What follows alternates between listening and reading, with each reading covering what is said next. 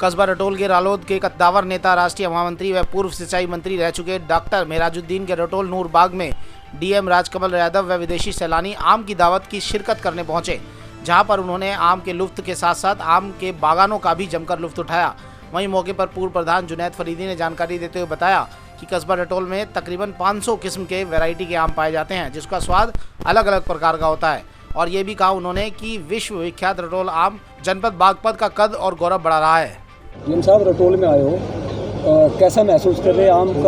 आम की चखा आपने? जी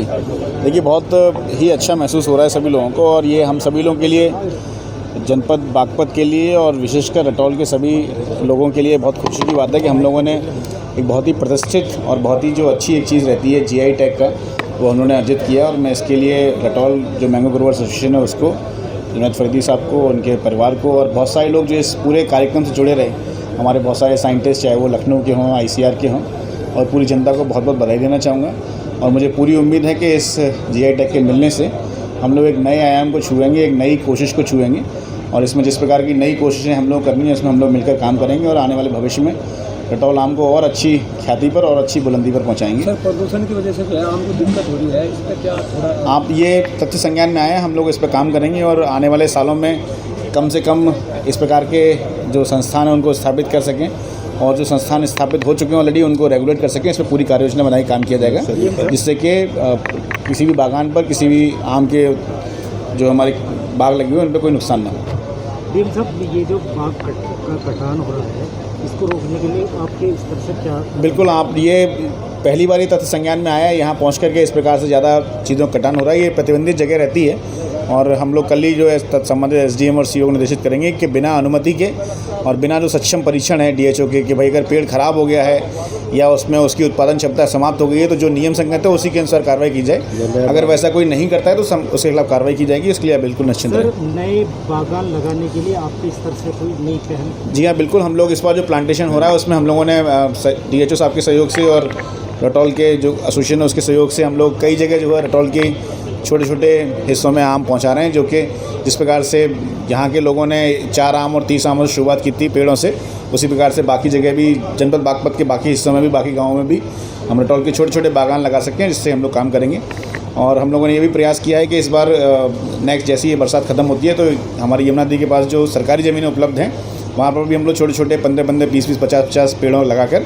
और इस आम की उत्पादन को और रटोल के बागानों को जगह जगह पहुँचाएंगे, नर्सरी बनवाएंगे। एकमात्र यमुना, वो पूरी यमन नहर है, उसमें दिक्कत ये है कि समय पर पानी नहीं मिलता जब आम में फसल आती है। उसके लिए ये सिंचाई बंधु की बैठक में ये सारे मुद्दे डिस्कस होते हैं, जहाँ पर भी कोई भी चीज़ बताई जाती है हम लोग उसका निराकरण कराते हैं। अगर बिंदु आ गया तो उसको भी निराकरण कराएंगे, बिल्कुल निश्चित रहें आप। मैं Junaid Faridi, Ratol mango producers association से हूँ और ये इसके अध्यक्ष हैं। आज एक बड़ा मुकाम हासिल हुआ है रटोल आम, जी, इसके बारे में थोड़ा तफसील से बताएं। उसके बारे में अगर उसकी हिस्ट्री की बात आप करेंगे तो 1912 में ये पैदा हुआ, और इसकी खुशबू और इसको लगा के इसको डेवलप करने के लिए हमारे दादा शेख मोहम्मद आबा फरीदी साहब ने 1920 में एक नर्सरी कायम करी और 7 जून 1928 को उसका उद्घाटन किया, और उसके बाद 1935 में उसे रजिस्टर करा के पूरे हिंदुस्तान में बहुत बड़ी नर्सरी काम करके पूरे हिंदुस्तान में इसे फैलाया। और उस वक्त पाकिस्तान नहीं बना था, इसलिए सन 35 में और सन 41 में ये मीरपुर ख़ास और मुल्तान और 3-4 जगह पाकिस्तान में जा चुका था। जो हफीज़ुल्लाह साहब, दामोदर स्वरूप और एक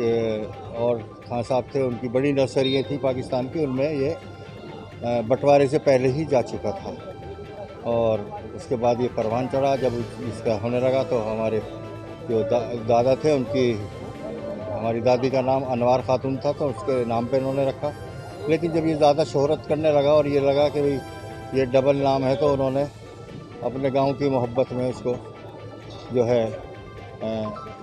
सिर्फ रटोल के नाम पर इसे जो है वो मंसूब कर दिया और रटोल ही इसका नाम रख के, और लगातार ये आगे बढ़ता रहा। और 100 साल तक के डेवलप होने के बाद पूरी दुनिया में और हिंदुस्तान में बहुत बड़े बड़े प्राइज़ और मर्तबा हासिल करने के बाद 1912 में हमने इसका 100 साला मनाया और उसके बाद जैसे जैसे हुकूमतें बदलती गईं और ज़रूरत होती गई, फिर अब ये जीआई का कानून हमें पता चला तो हमने ये जोग्राफिकल इंडिकेशन के लिए 2010 में अप्लाई किया और 10 साल की बहुत ज़बरदस्त मशक्क़त के बाद हमें इसका ये जीआई प्राप्त हुआ है।